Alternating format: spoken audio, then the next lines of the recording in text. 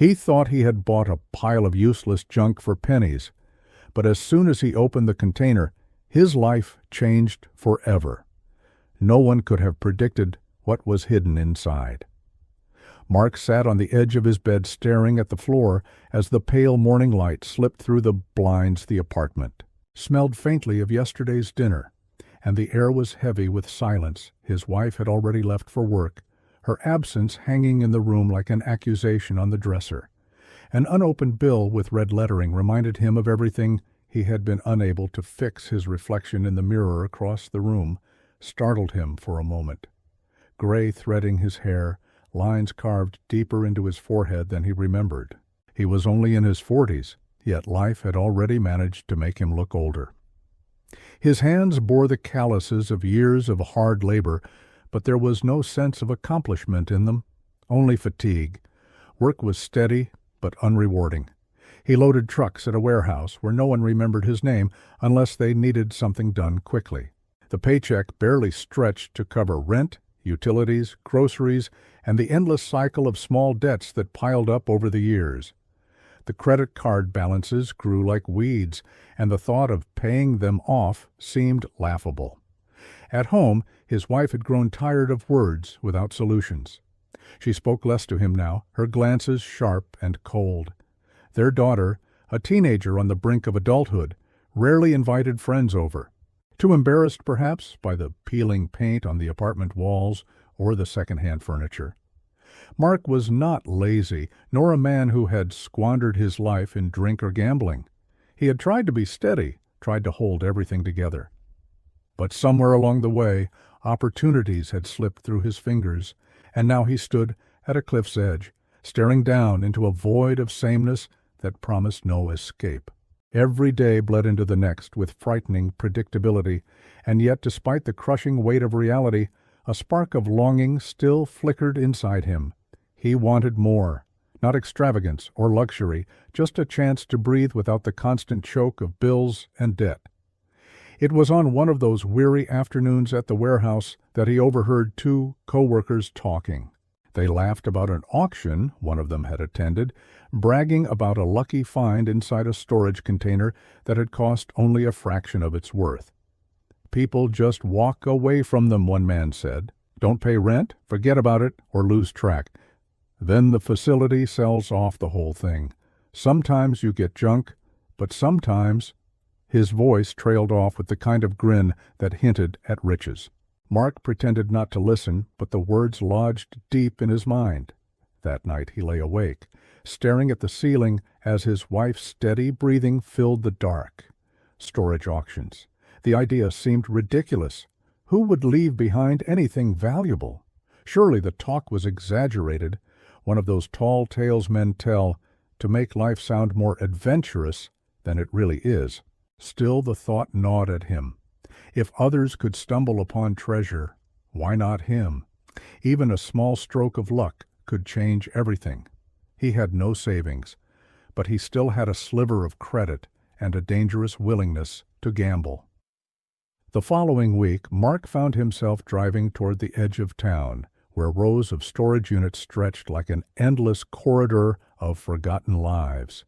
He had read about the process. The doors would be rolled up for a few seconds, bidders allowed only a glimpse inside without touching anything, and then the auctioneer would start calling numbers. It was all about instinct, luck, and the willingness to risk money on a mystery. Mark parked his dented car between two shiny trucks, feeling instantly out of place. The other bidders looked seasoned, moving with an air of casual confidence. They talked loudly, trading stories of past finds and laughing at rookies who had wasted cash on worthless trash. Mark tried to appear calm, but his heart hammered in his chest. He walked among them, hands stuffed into his jacket pockets, eyes darting nervously from face to face. The air was brisk, and he could smell the faint tang of rust and dust as the auctioneer prepared to begin. The first few units were opened quickly. Inside one, only moldy boxes and broken furniture. Another contained stacks of old magazines, a rusted lawnmower, and nothing else. The bidding was quick, casual, and far higher than Mark was willing to risk. He stood at the edge, feeling foolish, wondering if he should just leave and save himself the embarrassment. Then it happened. A worker rolled up the door of a container, its hinges groaning as if reluctant to reveal the secret within. The unit was old, its frame speckled with rust, the paint flaking like dead skin. Inside shadows obscured most of the space, but a few objects caught his eye. A broken bicycle leaned against a cabinet with missing doors. A sagging armchair slouched in the corner. A couple of cardboard boxes sat stacked against the wall, their tops caved in from weight and damp. There was nothing remarkable about it, nothing to inspire a frenzy. The crowd shuffled impatiently, a few muttering that it was a waste of time. But Mark lingered. Something about the neglected look, the way the items seemed thrown together and abandoned, struck him differently. While others dismissed it as worthless, he felt a strange pull. Perhaps it was desperation whispering in his ear, telling him to take the chance. Or perhaps it was instinct, that quiet voice inside that occasionally steers a man toward destiny. The auctioneer's voice boomed out, calling the opening bid. It was the lowest of the day, a token sum. Silence met the offer. The regulars weren't interested. Mark swallowed hard, his palms damp. He hesitated, then raised his hand. The eyes of the crowd turned toward him, some smirking, others barely acknowledging him at all. "Do I hear another bid?" the auctioneer barked. No one spoke. No one moved. Sold.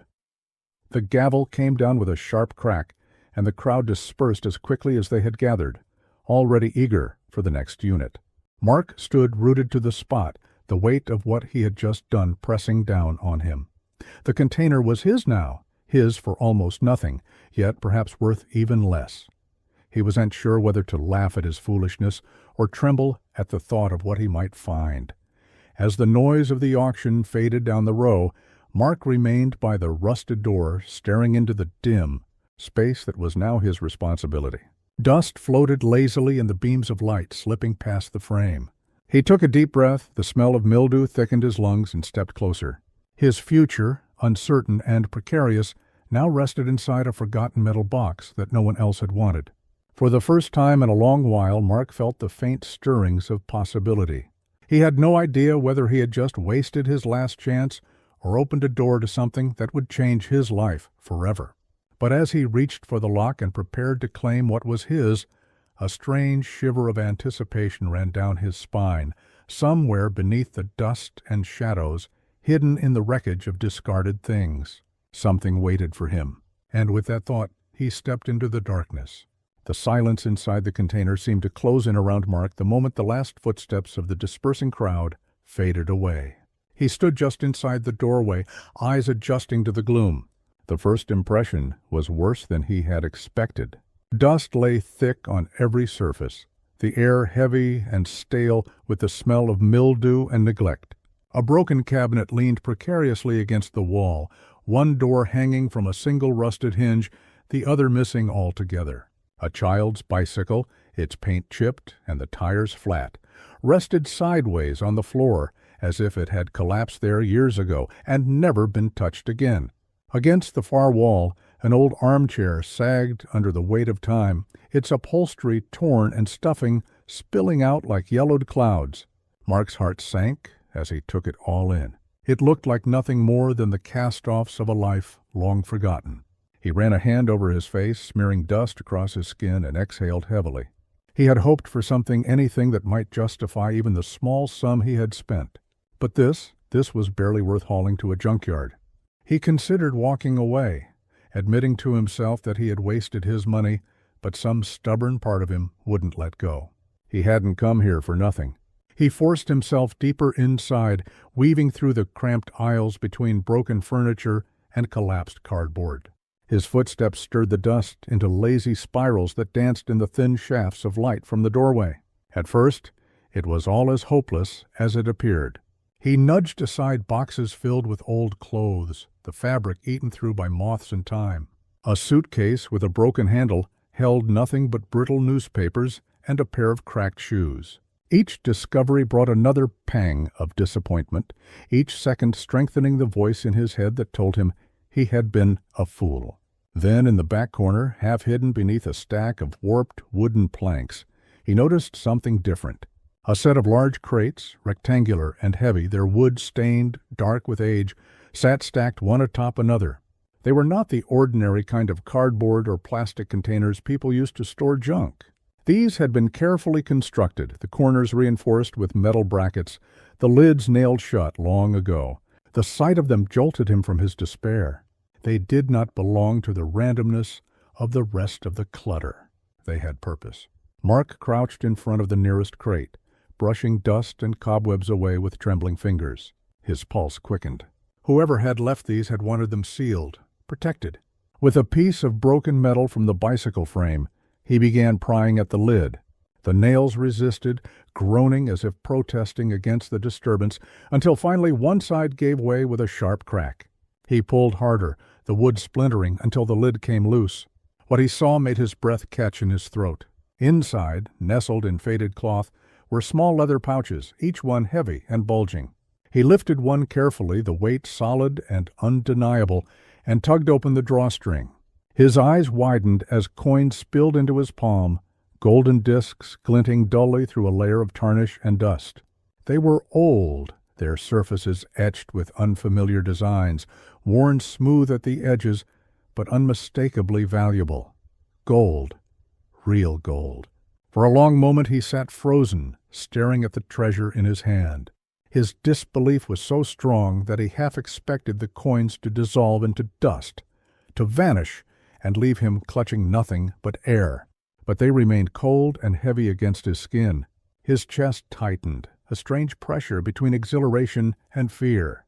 He tipped the pouch further, and more coins slid out, clinking softly as they piled on the floor. His breath came in shallow gasps as he turned back to the crate. Beneath the pouches of coins lay other objects wrapped in cloth and paper.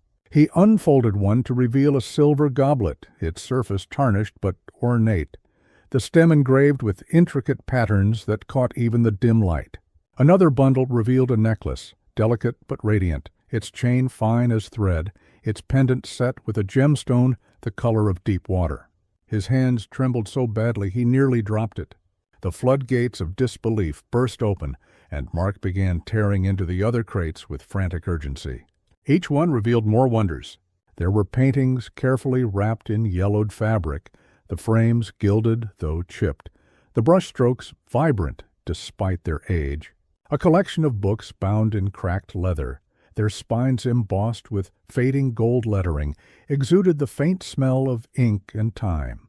In one crate he found stacks of envelopes bound together with twine, each stuffed with what appeared to be rare stamps, each design more intricate than the last. Every discovery pulled him further from despair and deeper into awe. The dust that had seemed suffocating before now felt like a veil, lifting, revealing riches hidden in plain sight. He was no longer in a forgotten storage container, but a vault of history, a treasure trove that had waited silently for someone bold or desperate enough to claim it. Yet even as joy surged through him, unease gnawed at the edges of his mind. These things were not random. Someone had cared for them, preserved them, hidden them with intention. Who and why had they been left here to rot? He glanced at the armchair, the bicycle, the broken cabinet, and realized they had been a disguise, a camouflage to hide the true worth of what lay behind them. Still kneeling, he picked up one of the envelopes lying at the bottom of a crate. It was brittle with age, its paper yellowed and edges curled. He held it close to the faint light and saw handwriting in elegant script. The address was faded, but he could make out a name. His throat tightened as the realization struck him. These were not just objects, not just wealth. They were pieces of a life, fragments of a family's history packed away and forgotten. Mark sat back on his heels, coins and dust scattered across the floor around him. His hands shook as he tried to take in the magnitude of what he had uncovered. Riches beyond anything he had ever imagined were suddenly his, lying in heaps at his feet. Yet for every rush of exhilaration there was an equal wave of dread. Why was it here? Why had no one come back for it? He tried to imagine the kind of person who would own such things, who would tuck away gold and silver, art and documents, into wooden crates and leave them behind. A collector? A family with a long lineage? Or perhaps someone fleeing from something? Someone who had no chance to return? For hours he sifted through the crates, touching, cataloging in his mind, convincing himself that what he saw was real. By the time exhaustion set in, he was surrounded by little piles of artifacts, each one telling a different story. Each one proof that his life had just veered sharply away from the bleak path it had followed. And yet, as he leaned against the container wall, staring at the glitter of coins scattered across the dirty floor, he could not silence the unease. He had found treasure, yes, but he had also found the ghost of someone else's life. A ghost that, for reasons he did not yet understand, had been abandoned to rot in a rusting metal box. That night, long after he dragged some of the smaller items into his car and drove home, the images haunted him. The glint of gold in the lamplight, the fragile paper of the letters, the paintings hidden into dusty wraps, all replayed in his mind like fragments of a dream. He had wanted a miracle, and now he had one. But as he lay awake, his wife breathing steadily beside him, he felt the weight of it pressing against his chest. Wealth beyond imagining had fallen into his hands. Yet it came with questions that twisted his excitement into something darker. He had uncovered treasures in the dust, but what he had truly unearthed remained hidden. And somewhere in the back of his mind, a whisper told him that this discovery was only the beginning. Sleep eluded Mark in the days that followed his discovery. The gold coins, the silver goblets, the paintings and books, all of it seemed too extraordinary to be real. And yet there they were, hidden away in his garage like an unspoken secret that grew heavier with every passing hour. He found himself returning to the boxes late at night, when the rest of the household was quiet, as though compelled by a force beyond his control. At first he only wanted to reassure himself that the treasure had not disappeared, that he had not dreamed it into existence. But soon the compulsion deepened. He wanted to understand it, to piece together the story behind these objects that seemed to hum with the echoes of another life. The documents and letters became his starting point. By the dim light of a lamp he sorted through brittle envelopes, unfolding pages that crackled at the edges. The handwriting varied from one letter to another, sometimes elegant and flowing, sometimes hurried and jagged, but always filled with emotion. Many were written in an older style of language, the ink faded but still legible. They spoke of family affairs, arguments over property, disputes with neighbors, and sometimes more personal matters, a quarrel between siblings, a marriage that was not approved by everyone, debts that mounted faster than anyone could pay them. As he read, he felt as if he were intruding on lives that had long since ended. One letter described the loss of a family estate after years of litigation. Another hinted at betrayal, a relative who had sold off land that had been promised to others. There were notes of bitterness, of sorrow, of hope, clinging stubbornly against despair. Each page carried not just words, but the weight of human struggle. Among the papers were photographs, their edges curling and yellowing with time. Some were small, faded portraits of solemn-faced men and women dressed in clothing that belonged to another era. Others showed gatherings in gardens or parlors, families smiling stiffly into the camera, children with bows in their hair or sailors in uniform. Mark studied their faces, searching for resemblances, for signs of who these people had been and why their belongings had ended up abandoned in a storage container. The more he uncovered, the more unease settled in his chest. These were not mere possessions. They were fragments of a family saga once cherished and fiercely protected, now reduced to relics covered in dust. Each discovery made the treasure feel less like a miracle and more like a burden. He had come seeking fortune, but what he had found was responsibility. At work he could hardly concentrate. The hum of forklifts and the clatter of pallets faded behind the roar of his own thoughts. His co-workers laughed and cursed around him, but he was somewhere else, reliving lines of letters he had read the night before. When he returned home, the first thing he wanted to do was shut himself away in the garage, sorting, reading, piecing together the fragments of history like a man assembling a puzzle with missing pieces. Yet, with every night that passed, shadows seemed to lengthen in his mind. Sometimes he caught himself glancing over his shoulder on the way to his car, convinced that someone was watching him. A pair of strangers loitering near the storage facility one evening, sent a chill down his spine. They might have been harmless, simply waiting for a ride, but he felt their eyes on him and hurried past without looking back. Fear began to mingle with his fascination. He asked himself over and over why such wealth had been left behind. No one forgets coins of gold or paintings wrapped so carefully. No one abandons heirlooms unless something greater than neglect has forced their hand. Had the family perished? Had they been driven out or ruined by debts? Or was there something darker, that the treasure had been hidden deliberately, and perhaps others were still searching for it? The nights grew longer as his mind refused to quiet.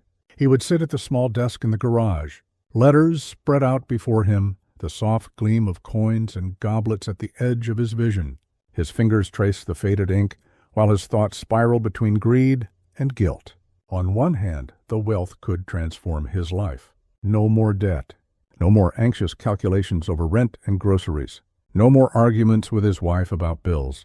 He could finally give his daughter the stability he had failed to provide. But on the other hand, none of it had ever been his. He had not earned it. He had stumbled into it by chance, like a thief who discovered an unlocked door. The weight of this moral dilemma pressed down on him like a physical force. At times he tried to convince himself with the law. He had bought the container fairly under the rules of the auction. The contents were now his by right. But then he would unfold a letter, signed with a trembling hand, or gaze into the eyes of a child, frozen forever in a sepia photograph, and the certainty dissolved. These were not mere objects to be bartered or sold. They were lives, histories, legacies. Sleep became an enemy. When he closed his eyes, he saw those faces from the photographs staring at him, wordless and solemn. He saw hands reaching out for what was theirs, only to vanish into the dust that now covered their memory. He would jolt awake, drenched in sweat, the silence of the night broken only by the sound of his own breath. His wife stirred occasionally, asking if something was wrong, but he had no words to explain. How could he tell her that the fortune they needed had fallen into his lap? Yet it came shackled with chains of doubt and fear. One evening, as he bent over a pile of papers, he heard a noise outside the garage. A rustle, perhaps only the wind, but it sent his heart racing. He turned off the lamp, holding his breath, ears straining in the darkness. For a moment he was sure someone was there, watching, waiting. When he finally dared to open the door, the yard lay empty, shadows stretching across the grass. Still the feeling lingered, and he could not shake the sense of eyes upon him. The paranoia grew day by day, until it seemed to cling to him wherever he went. On the street he imagined strangers turning to follow him with their gaze. At work he felt whispers in the break room cut short when he entered, though in truth his co-workers paid him no more attention than usual. The treasure had begun to change him, to consume him. By the time another week passed, he had nearly forgotten the excitement of that first discovery. The gold no longer glowed with promise, but glared at him with accusation. The letters whispered at him, their words of loss and betrayal echoing in his thoughts. And in the middle of it all, he sat surrounded by wealth he could neither abandon nor claim without tearing himself apart. On a sleepless night near dawn, Mark sat alone in the garage, staring at the scattered coins that reflected the faint light like fragments of a shattered sun. His hands shook as he pressed them together, his face buried in his palms. The treasure had been hidden for a reason. Perhaps it had been cursed by misfortune, or perhaps simply by the lives it had once belonged to. Whatever the truth, he felt the shadow of it seeping into his own life now, wrapping around him like a tightening coil. As the first light of morning crept under the garage door, he whispered aloud for the first time the thought that had haunted him since the moment he pried open that first crate. He had not found freedom. He had found a prison made of gold. And yet, even as dread filled him, he knew he would not walk away. Something inside him clung to the discovery with desperate hands, unwilling to let it go. He was caught between the promise of salvation and the pull of the past, trapped in a web woven long before his time. The shadows of the past had claimed him, and there was no turning back. The nights had grown unbearably long for Mark. He no longer measured time by days at the warehouse or evenings at home with his family, but by the hours he spent in the garage staring at the hoard that seemed both his salvation and his curse. The treasure had not left his thoughts for a moment since he discovered it. Even at work, the clang of machinery and shouts of men faded into a distant hum while his mind replayed the faces in those faded photographs and the words in the trembling letters. He could not walk away from them, nor could he shake the conviction that he had been entrusted by accident or fate with something that demanded a choice. It was after one particularly restless night that he rose before dawn and sat at the kitchen table with a pile of letters spread out before him. The apartment was silent, his wife and daughter still asleep, the only sound the ticking of the wall clock and the faint hum of the refrigerator. He held one envelope under the weak light, running his finger along the faded script of a name. The surname appeared again and again across the documents, sometimes on deeds, sometimes on legal papers, sometimes in personal letters that told stories of quarrels and estrangements. A family that had once owned much, that much was clear, but one that had been torn apart by conflict and loss. For the first time, Mark resolved to do more than simply marvel at the fragments of history he had unearthed. He needed answers. He needed to know if anyone remained, if there were living heirs who had any claim to what lay in his garage. It was not the law that compelled him. By the law, the contents of the container were his, fair and square. But the law had become a hollow shield against the nagging voice of conscience. He could not silence the thought that he was clutching at ghosts, that the fortune before him was a legacy meant for someone else. He began cautiously, looking up names in old directories, searching archives at the library, tracing addresses long abandoned. Each lead seemed to vanish into the past. Some names appeared in obituaries, their lives extinguished decades ago. Others had moved, married, and vanished into new identities. It was like chasing shadows. Yet the more he searched, the deeper his resolve grew. He would not be at peace until he knew the truth of what he had stumbled upon. Still temptation hovered at the edge of his determination each night. When he returned to the garage, he would sit among the coins and goblets, the paintings and books, and wonder what it would be like to claim them. Fully, he could imagine the freedom of paying every debt, of leaving behind the warehouse with its endless shifts, of giving his daughter the chance at a better future. The wealth gleamed at him with a promise so bright it was blinding. And yet the more he reached for it in his thoughts, the more it seemed to burn his hands, reminding him that it was not truly his to take without cost. That conflict hollowed him. He became restless at home, snapping at his wife over trivial matters, distracted when his daughter spoke to him. They noticed the change, but he could not tell them why. How could he speak of gold hidden in crates, of letters written by dead hands, of the heavy choice pressing down on him? To say it aloud would make it real, and he was not ready for that. Then came the discovery that altered everything. In one of the bundles of documents, folded within an envelope, sealed with a broken wax stamp, he found what appeared to be the outline of a will. It was not complete, not signed by witnesses, perhaps only a draft, but it listed names, estates, and divisions of property. The handwriting trembled as if written in haste or under duress. At the bottom in fading ink was a phrase that caught him. If no rightful heir may be found, let it remain in trust, not to be squandered. The words shook him more deeply than any gleam of gold. They seemed to speak directly to him, to his own heart. Was he not now the keeper of that trust?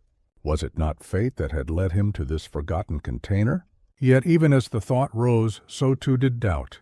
To keep the wealth as his own would be to betray the intention of those who had hidden it.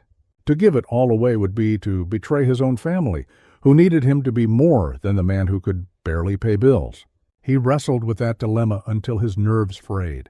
Sleep brought only nightmares, figures in sepia photographs stepping out of the shadows, accusing him with silent eyes. Coins spilling like sand through his fingers, no matter how tightly he tried to hold them.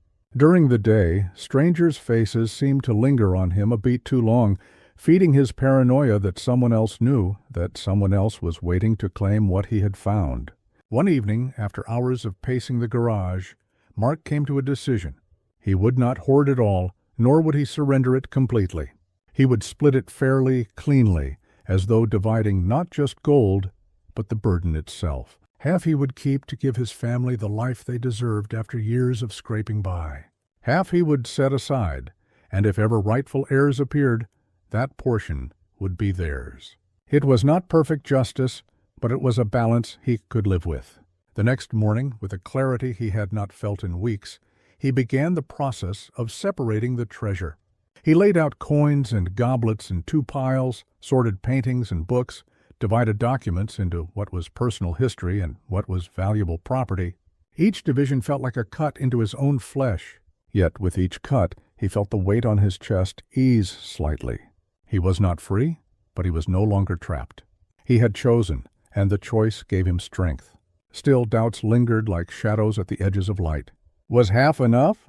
Would his compromise satisfy the unseen judgment of those who had once owned these things? Or had he merely carved the burden into 2 equal pieces, one to carry in his hands, the other to haunt his conscience forever? As weeks turned to months, Mark's life changed. He paid off debts quietly, avoiding sudden extravagance that might draw attention. He repaired the apartment, bought his daughter new clothes, eased the constant tension that had strained his marriage. His wife noticed the difference, though he never told her everything. She saw only that the man who had once been worn thin by hopelessness now walked with a firmer step. But in the quiet hours, when the house slept and the city outside hushed, Mark would return to the garage and sit before the divided piles. The coins still gleamed, the letters still whispered, the faces in the photographs still stared. He had chosen a path, but it was not an ending. It was the beginning of a life bound forever to a secret, a life shaped by a discovery that was both miracle and burden. The container had promised fortune, and it had delivered more than he could have imagined. But it had also given him something else, something far harder to measure. The weight of history, the test of conscience, the trial of fate. And as he sat in the dim light, watching shadows dance across the gold, Mark knew that though he had divided the treasure, he could never divide himself from it. It would remain with him always, a reminder that chance can lift a man to heights he never dreamed, but never without a price. And so the story of a forgotten container became the story of his life. Not a tale of riches won or lost, but of a man forced to choose between greed and honor, between the ghosts of the past and the fragile hope of the future. Whatever lay ahead, his destiny was no longer the slow decline he had once feared. It was uncertain, perilous, but undeniably his. Don't forget to subscribe so you never miss the next unbelievable story. Click now to watch the next video and dive even deeper into shocking discoveries. And if this story left you stunned, share it with your friends. They won't believe what's inside.